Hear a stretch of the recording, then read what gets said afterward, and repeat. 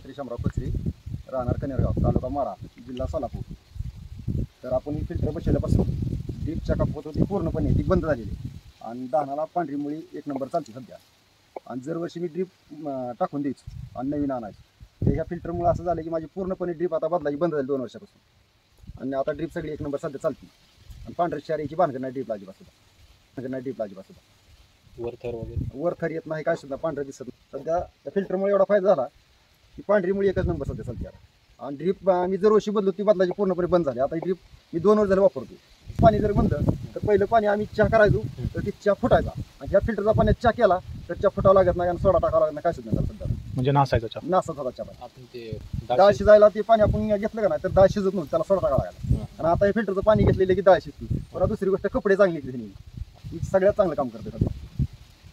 तुम्ही आनंदी आहात काय? आनंद आहे फिल्टर बसवल्यापासून. कारण ड्रीपचा खर्च 5 एकराचा म्हणलं तर लोकल ड्रीप घेतली तर 10,000 रुपये एकरा लागत होतो. हे जवळजवळ दरवर्षी माझं 50,000 रुपये वाचते आता फिल्टर. उत्पन्नात काय काय बदल झाला? पण आता वाढ झाली, पांढरी मुळी चालते, झाडाची टवटवी चांगली आहे, मालाची क्वालिटी मालाची क्वालिटी चकाकी एक नंबर येते.